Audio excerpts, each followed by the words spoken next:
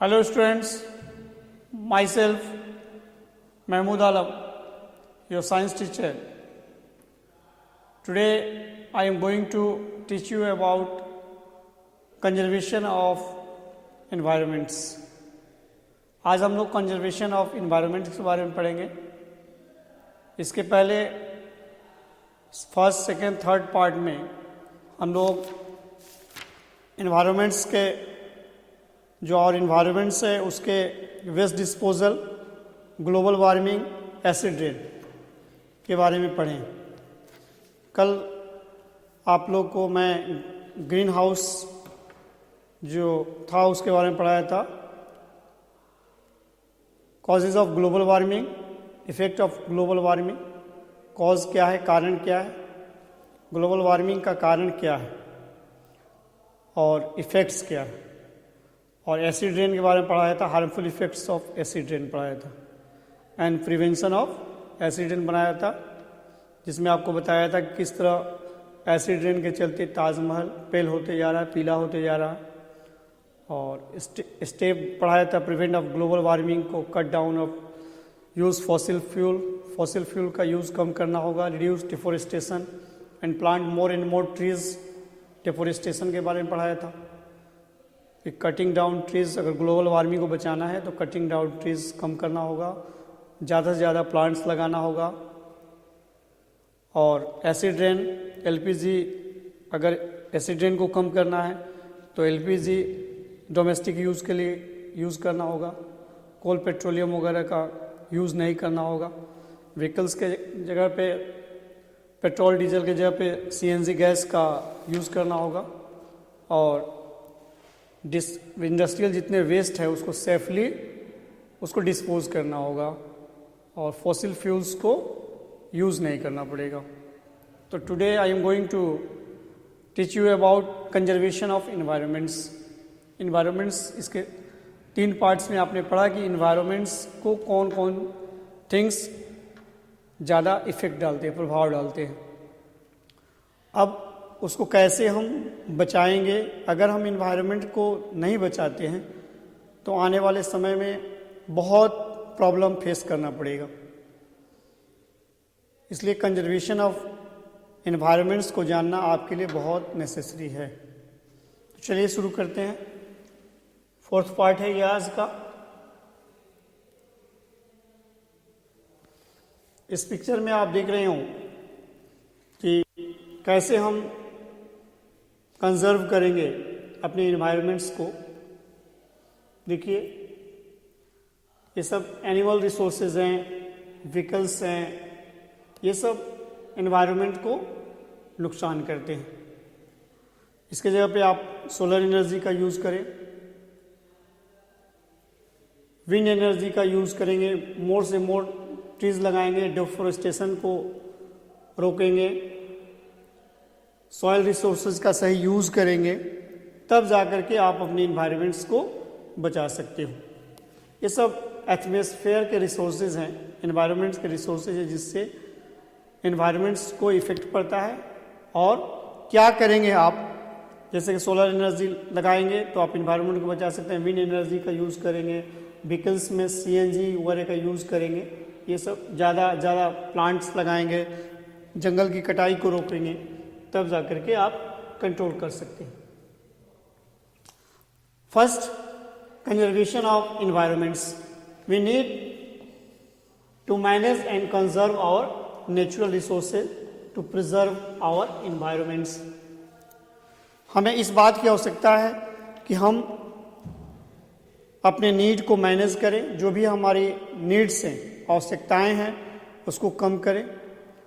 और natural resources जो है उसका सही से यूज़ करें. फर्स्ट ज़रूरी है कि हम अपने नीड्स को मैनेज करें और नेचुरल रिसोर्सेज को सही ढंग से यूज़ करें. अगर आप सही ढंग से यूज़ करेंगे तो आप अपने इन्वायरमेंट्स को कुछ हद तक बचा सकते हो, सेव कर सकते हो.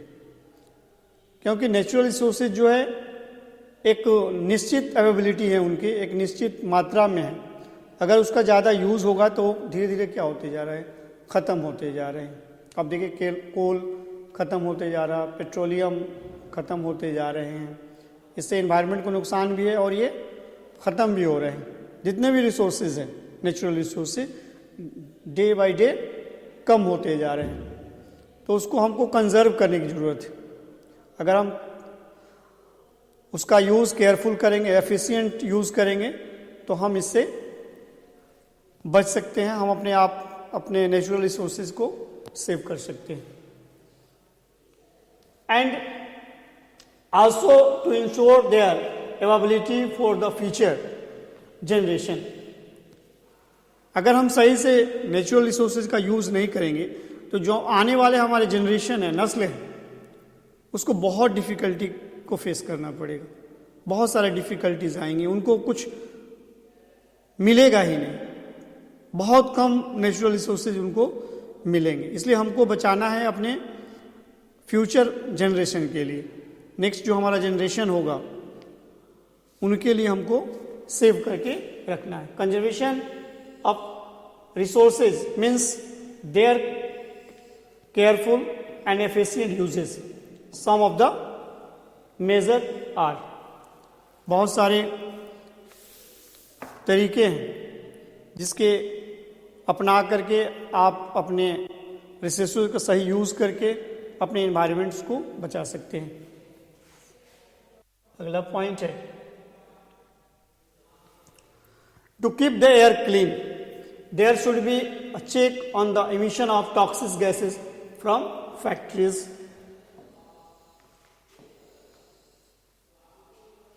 बहुत सारे फैक्ट्रीज हैं जिनसे टॉक्सिक गैसेस निकलते हैं जो इन्वायरमेंट्स के लिए बहुत खतरनाक है। फैक्ट्रियों से जो धुआं निकलता है, स्मोक निकलता है, वो काफ़ी डेंजरस होता है। उसमें टॉक्सिक ऑक्साइड होते हैं जो नेचर के लिए, इन्वायरमेंट्स के लिए, सबके लिए बहुत ही नुकसानदेह होते हैं। तो हमको सही से यूज़ करना है ये टॉक्सिक गैस जो निकल रहे हैं फैक्ट्रीज से, पावर स्टेशन से एंड व्हीकल्स से। देखिए पावर स्टेशन, ये न्यूक्लियर पावर स्टेशन है, ये न्यूक्लियर पावर स्टेशन है। इससे इलेक्ट्रिसिटी बनाया जाता है, बिजली पैदा किया जाता है। यूरेनियम इसमें यूज़ होता है और यूरेनियम का यूज़ करके इस प्लांट में इलेक्ट्रिसिटी को पैदा किया जाता है। आपको बताया गया था कि यूरेनियम बहुत पावरफुल होता है। यूरेनियम 1 ग्राम यूरेनियम में 50 वाट का बल्ब आप 50 ईयर्स जला सकते हैं।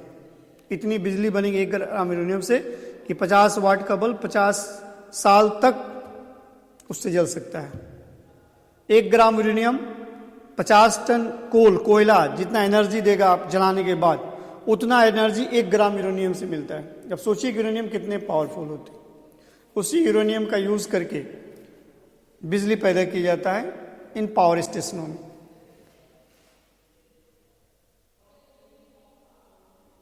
ये देखिए ये फैक्ट्रीज है जिससे स्मोक निकल रहा है, धुआं, टॉक्सिक ऑक्साइड इसमें निकल रहा है।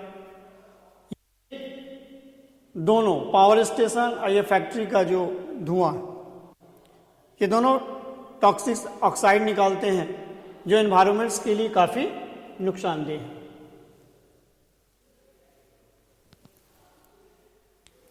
This would be greatly reduce air pollution. Eco-friendly fuels like CNG, compressed natural gas. CNG का फुल फॉर्म क्या होता है? Compressed natural gas. CNG compressed natural gas. इन के जगह पे जो गाड़ी वगैरह में पेट्रोल डीजल हम लोग यूज़ कर रहे हैं, उसके जगह पे अगर हम लोग सीएनजी का यूज़ करेंगे तो कुछ हद तक अपने इन्वायरमेंट को सेव कर सकते हैं, बचा सकते हैं। पावर सब स्टेशन है, फैक्ट्रीज हैं, इनमें से जो गैसेस निकलते हैं तो ये गैसेस एयर को पोल्यूट करते हैं। इनको रिमोट एरिया में लगाना होगा। आज अगर फैक्ट्री नहीं होगा तो जो जॉब है नहीं मिलेंगे, प्रोडक्ट्स नहीं तैयार होंगे, तो लोग यूज़ क्या करेंगे? उसके लिए फैक्ट्रीज वगैरह लगाए जाते हैं, लेकिन ये रिमोट एरिया में होना चाहिए और इसके ऊपर ज़्यादा से ज़्यादा ऐसा कुछ करना होगा जिसमें इसमें इमिशन ऑफ गैस जो है कम निकले, तब जाके हम अपनी इन्वायरमेंट को सेव कर सकते हैं। तो नेचुरल सीएनजी का यूज़ करेंगे। देखिए ये सीएनजी है, ये कार में एक सिलेंडर लगा हुआ है, इसमें सीएनजी गैस भरा हुआ है और इस सीएनजी गैस से ये कार चलता है, जिससे आपका पेट्रोल का भी सेव होता है और इसमें धुआं भी नहीं निकलता है, जो इन्वायरमेंट को सेव करता है। आप शहरों में देखेंगे कि इस तरह का नेचुरल गैस, जैसे पेट्रोल पंप होता है उसी तरह नेचुरल गैस भरने का व्हीकल्स में ये पॉइंट्स होते हैं, जहाँ पे कार्स, बसेस, दिल्ली वगैरह में आप जाओगे तो जितने गाड़ियाँ हैं ज़्यादातर वो सीएनजी से ही चलते हैं। टेम्पू, कार, बस सारे सीएनजी। सीएनजी सस्ता भी है और एयर पोल्यूशन भी नहीं होता है और इस तरह हम सीएनजी का यूज़ करके अपने एनवायरनमेंट को सेव कर सकते हैं। नेक्स्ट पॉइंट,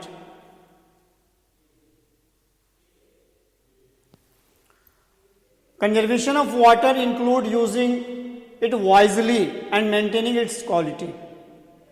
देखो इसके पहले चैप्टर में जब वाटर वाला चैप्टर आप पढ़े थे तो उसमें बताया गया था तक वाटर को सही से यूज़ करना होगा। वाटर का जो लेवल है, जो वाटर की कमी है, पर डे बाय डे होते जा रहा है। आप आज वाटर खरीद रहे हो, खरीद करके लिए यूज़ करते हो उसका। सोचो कि पानी खरीदना पड़ा, कभी किसी ने सोचा नहीं था कि हम पानी को बाई करेंगे, खरीदेंगे, लेकिन आज हम लोग पानी को खरीद रहे हैं। आप सोचते हैं इतना पानी है और फिर भी हमको खरीदना पड़ता है। तो जितने पानी है 71% इस अर्थ पे वाटर है, तो उस 71% वाटर में कम ही जो 1 या 2% पानी यूजेबल होता है, वो यूज़ के काम में आता है। ज़्यादातर वो साल्टी है, डर्टी है, ये सब वाटर है। तो हमको पानी का यूज सही से करना होगा। अब पढ़े हैं 1 क्लास 2 क्लास में कि कैसे पानी का यूज़ किया जाता है। जब आप अपने हाथ को वॉश कर रहे हैं, अपना ब्रश कर रहे हैं, तो टैप को खोल करके ना छोड़ें। सही साबुन और सरफ का अच्छे कंपनी का यूज़ करें जिसमें कम झाग हो, जल्दी आपका कपड़ा क्या हो जाए, उस पानी से कम पानी में वो कपड़ा आपका साफ़ हो जाए, उसको साफ़ करने के लिए। और जहाँ पे 1 बाल्टी पानी का यूज़ हो वहाँ 1 ही बाल्टी पानी यूज़ करें, फालतू पानी यूज़ ना करें। मैंने जितना हमको नीड्स हो उतना ही पानी, सही ढंग से उस पानी को यूज़ करना चाहिए। कहीं आप रास्ते में जा रहे हो, टैप कोई खुला मिले तो उस टैप को क्या करें, आप बंद कर दें। अपने घर में समझाएं लोगों को, मम्मी को, पापा को, अपने घर के लोगों को कि पानी का सही यूज़ करें, फालतू नल खोल कर ना छोड़ें। तो हम कुछ पानी को बचा सकते हैं, यानी कि वाइजली, ईमानदारी पूर्वक पानी का सही यूज़ करना है, तब हम पानी को कंजर्व कर सकते हैं। And both of human as well as the survival of aquatic life. अगर हम पानी को गंदगी फैलाएंगे पानी में, अगर पानी में गंदगी हो जाएगी तो हमारे लिए भी और जो उसमें एक्वेटिक लाइफ रहते हैं जैसे पॉन्ड्स वगैरह में, रिवर्स में, सीज में, उनके लिए भी काफ़ी नुकसानदेह है। बहुत सारे लोग पानी को डर्टी करते हैं।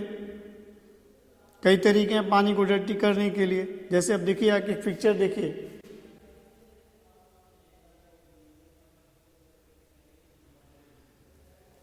देखिए ये वाटर बॉडीज में क्लॉथ को ये लोग वॉश कर रहे हैं। यहीं पर बच्चा ये लेटरिंग कर रहा है, तो इससे क्या होगा, वाटर पोल्यूशन होगा ही। इसमें सर्फ, सॉप, साबुन का यूज़ हो रहा है।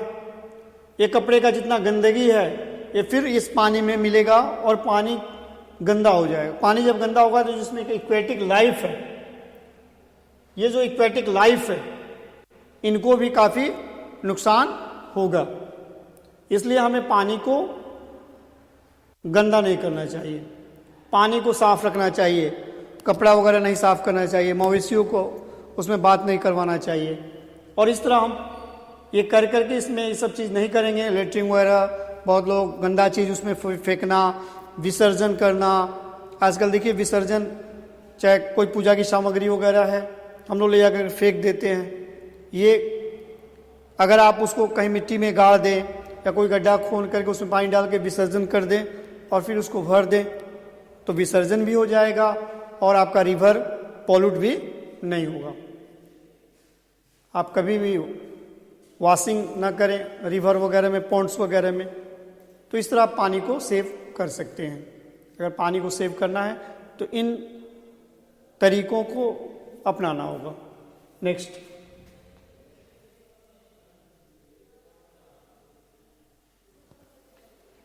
Waste industrial and domestic waste should be pre-treated before being disposed into rivers। Industries में, डोमेस्टिक में हम लोग बहुत सारे वेस्ट यूज़ होते हैं। आप वेस्ट में पढ़े हैं कि हम लोग को वेस्ट कहाँ यूज़ करना चाहिए। इंडस्ट्रीज का जो वेस्ट है उसको ट्रीट करके, उसको साफ सफाई करके तब उसको नदी वगैरह में उसके जो शुद्ध पानी है उसी को फेंकना चाहिए। और जो उसमें का कचरा वगैरह है वो नदी में नहीं जाने देना चाहिए। अगर मिल फैक्ट्री का कचरा अगर नदी में जाता है तो रिवर जो है पॉल्यूट हो जाएगा, डर्टी हो जाएगा। फिर उसके बाद डोमेस्टियल हम लोगों का वेस्ट है, इधर उधर पानी वगैरह में इधर उधर नहीं फेंकना चाहिए, उसको डस्टबिन का यूज़ करना चाहिए। डस्टबिन का यूज़ करके उसको कहीं पर गाड़ देना चाहिए जिससे हम अपने इन्वायरमेंट को बचा सकते हैं। तो जो भी इंडस्ट्रियल वेस्ट वगैरह है उसको सही से ट्रीट होना चाहिए, सही से ट्रीट करके साफ करके उसके कचरा को अलग करके उसको सफाई करके तब जो पानी वगैरह है उसको कहीं छोड़ना चाहिए। देखिए पिक्चर,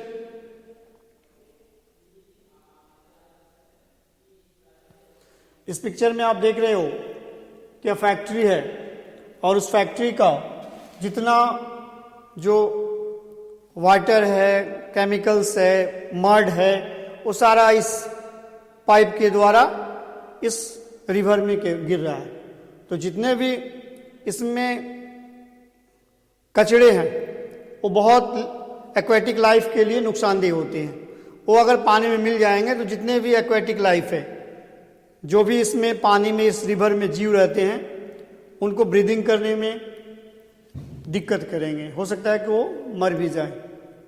तो इसलिए कंपनी को चाहिए, जिसका फैक्ट्री है इस कंपनी का, यानी कि जो भी कचरा है उसको बढ़िया सफाई करके और शुद्ध पानी को ही नदी में छोड़ना चाहिए। जो कचरा है उसको अदर वेस्ट के रूप में, अदर काम के रूप में यूज़ करना चाहिए या उसको खोद करके उसको बरेल कर देना चाहिए, गड्ढा में गाड़ देना चाहिए।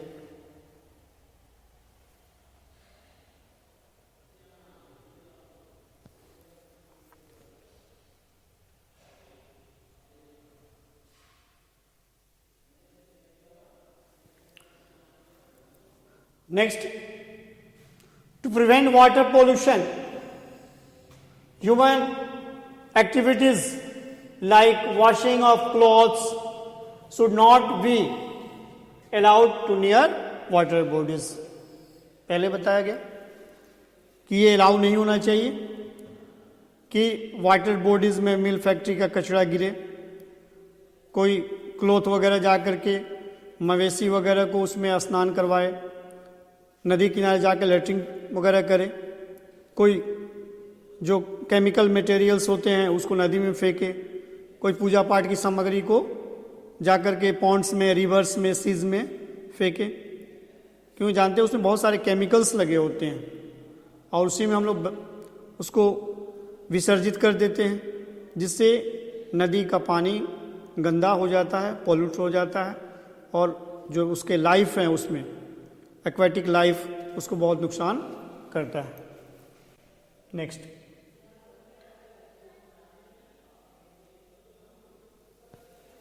Water can also be conserve through rain water harvesting. Rain water harvesting is the accumulation and storage of rain water collected from rooftops. देखिए रेन वाटर हार्वेस्टिंग है क्या. आप जानते हो कि जब रेनी सीजन आता है तो रेनी सीजन में पानी काफ़ी मात्रा में गिरता है और वो पानी छतों पर भी गिरता है, इधर उधर भी गिरता है. वो सारा पानी गिर के इधर उधर बर्बाद हो जाता है. आप जानते हो कि रेन वाटर सबसे प्योर होता है. जितने भी वाटर है सबसे प्योर रेन वाटर होता है. तो रेन वाटर के पानी का आप यूज़ कर सकते हैं. और जो वाटर की जो प्रॉब्लम आ रहे हैं आने वाले फ्यूचर में, उस प्रॉब्लम को हम रेन वाटर हार्वेस्टिंग से सॉल्व कर सकते हैं. कैसे सॉल्व करेंगे, कैसे हम रेन वाटर हार्वेस्टिंग बनाएंगे? बहुत आसान है. और उस वाटर का यूज, रेन वाटर हार्वेस्टिंग से जो वाटर आप सेव करेंगे उसका बहुत अदर यूजेस भी हैं. वो यूज़ करके आप पानी को सेव कर सकते हैं. तो रेन वाटर हार्वेस्टिंग क्या होता है? जैसे आपका ये छत है, उस छत पे पानी गिरेगा जब रेनी सीजन आएगा तो उसमें पाइप लगा देंगे. और पाइप लगा करके, प्लास्टिक पाइप आजकल निकला हुआ है, पीवीसी पाइप, उस पीवीसी पाइप को छत से आप नीचे एक ड्रेन बनाएंगे, गड्ढा खोदेंगे, उसको सीमेंटेड करेंगे, सीमेंट से पूरा उसको बनाएंगे, ढक देंगे और उस पाइप को ले जा करके उसमें गिराएंगे. मतलब उस पाइप को, जो छत से जितने पाइप आएंगे उस पाइप को उसमें हम गिरा देंगे. अब जितने छत का पानी होगा वो सब उस जो आपने बॉक्स बनाया, जो ये बनाया है रेन वाटर को हार्वेस्ट करने के लिए, जैसा बनाएंगे चाहेंगे तो आपको जो आजकल ये ड्रम आ रहे हैं, कंटेनर आ रहे हैं, उसमें भी उस पानी को रख सकते हैं, उसमें भी गिरा सकते हैं. उसमें आप टैप लगा दीजिए और टैप के द्वारा उस पानी का भी यूज़ कर सकते हैं. देखिए रेन वाटर हार्वेस्टिंग में, देखिए छत पे पानी है, ये रेन वाटर है, यहाँ से पाइप लगा हुआ है ना, और यहाँ पे आकर के ये इसके लिए पानी को इकट्ठा करने के लिए जगह बनाया गया है जो सीमेंटेड है, उसमें वो पानी गिर रहा है. जो भी पानी आएगा इसमें चला जाएगा. और अब इसमें आप टैप लगा देंगे और टैप लगा करके बहुत सारे यूजेस हैं. जैसे आप अपने प्लांट को पानी दे सकते हो, ट्रीज़ को पानी दे सकते हो, अपने जो एनिमल्स हैं, पेट जिसको बनाते हो उसको पानी दे सकते हो. उसके बाद आप अपना जो एनिमल्स है उसको स्नान करा सकते हो. जो आपके व्हीकल्स हैं उसको भी वॉशिंग कर सकते हो, धो सकते हो, इससे कपड़ा भी साफ कर सकते हो. बहुत सारे यूजेस इस पानी का हो सकता है. तो जो हम अदर यूज़ करेंगे पानी का, हैंड पंप यूज़ करेंगे, टैप का पानी यूज़ करेंगे, उस जगह पे उतना पानी वो नुकसान होगा. इस पानी का यूज़ आप रेन वाटर हार्वेस्टिंग से कर सकते हैं. देखिए रेन वाटर हार्वेस्टिंग में ऐसे ही पाइप है, एक कंटेनर है, इसमें पानी आकर के गिर रहा है और आप इस पानी को दूसरे काम में यूज़ कर सकते हैं. जो काम मैं बताया कि जैसे कि प्लांट को देना, गार्डन में देना, गाड़ी को धोना और जानवरों को पिलाना, कपड़ा साफ करना, बहुत सारे काम हैं जिससे आप इसे कर सकते हैं. तो water can also be conserve through rain water harvesting. Rain water harvesting, harvesting things the accumulation and storage of rain water collected from rooftops. आप rooftops को उसको इकट्ठा करके उस पानी का यूज कर सकते हो. ओके, थोड़ा स्पेलिंग इसमें रॉन्ग है. This water can be use for washing clothes, बताया वॉशिंग क्लोथ्स, आप कपड़े साफ कर सकते हैं. कंजप्शन बाय लाइव स्टॉक, उसको आप इकट्ठा करके भी रख सकते हो, फ्यूचर के लिए जो भी दूसरे काम पड़ेंगे उसमें यूज़ कर सकते हो. इरिगेशन के लिए, खेती बाड़ी के सिंचाई वगैरह के लिए भी इसका पौधों वगैरह में डालना है. ट्रीज में डालना है उसका यूज कर सकते हो। एंड टू सिस्टम कैन है यहाँ पे, refill underground water tanks, washing cars and watering plants. Watering plants वगैरह में आप उसको यूज कर सकते हो, ये बताया मैं आपको। Next point,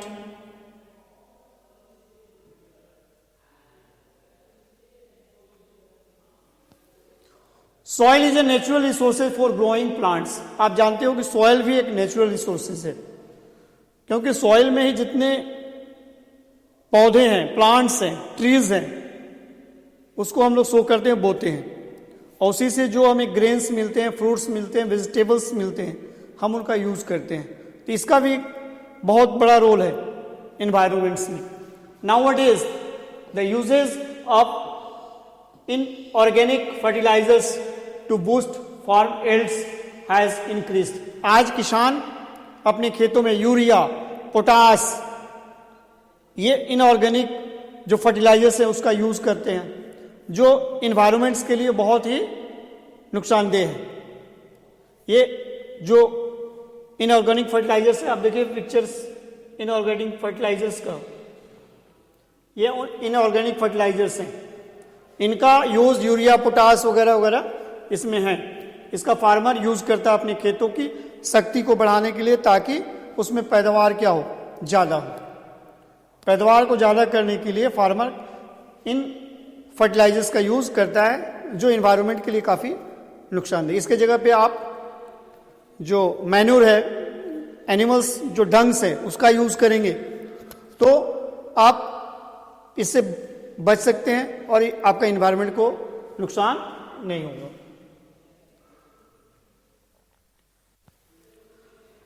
as they are non biodegradable, पहले बताया कि नॉन बायोडिग्रेडेबल होते हैं, they cause pollution of soil as well water by run off from fields.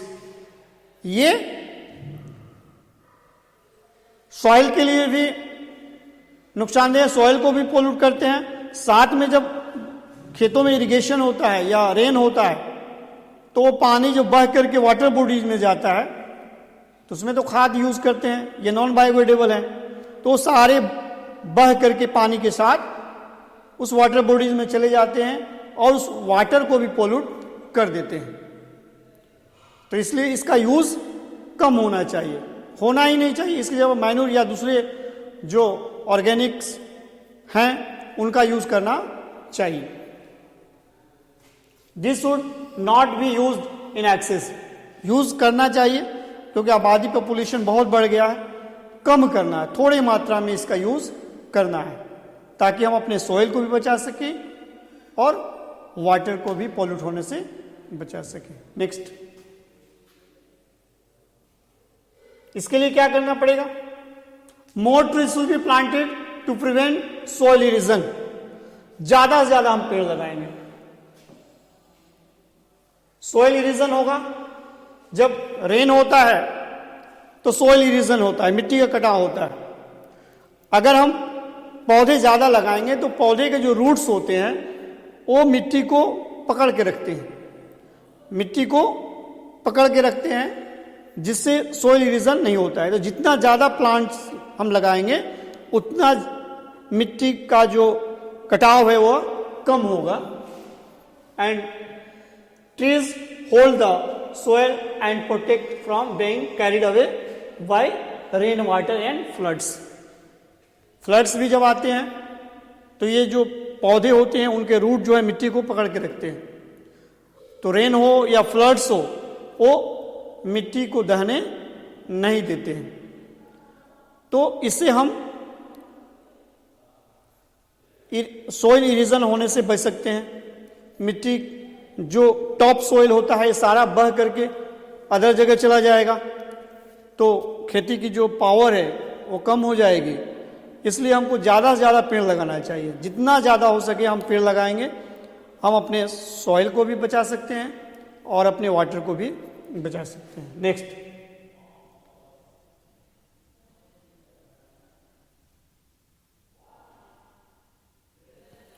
Forest provides would, जंगलों से हमें लकड़ियां मिलती हैं, prevent soil erosion, give oxygen and provide habitat for wild life. आज डिफोरेस्टेशन हो रहा है, अगर आप डिफोरेस्टेशन कर देंगे तो जंगल में जो जीव हैं उनको जो हैबिटेट आश्रय मिलता है वो नहीं मिलेगा, जो मिट्टी का कटाव हो रहा है वो रुक जाएगा, बहुत सारे चीज आपको रुक सकते हैं जितने भी। और आप जानते हो कि सबसे बड़ा आपको लाइफ मिलता है ट्रीज से, जो ऑक्सीजन वो देते हैं, वो ऑक्सीजन आपको फ्रेश मिलेगा। अगर आप कोई पुराना ओल्ड ट्रीज हो भी गया, उसको काट भी दिए, तो उसके जगह पे हमें न्यू प्लांट लगाना चाहिए, ज़्यादा से ज़्यादा पेड़ लगाना चाहिए। उसके जगह पर काटे तो 2-4 और क्या करिए, लगाइए। यानी कि जितना प्लांट्स हो सके आप लगाने का कोशिश कीजिए और अपने इन्वायरमेंट को सेव करिए। नेक्स्ट,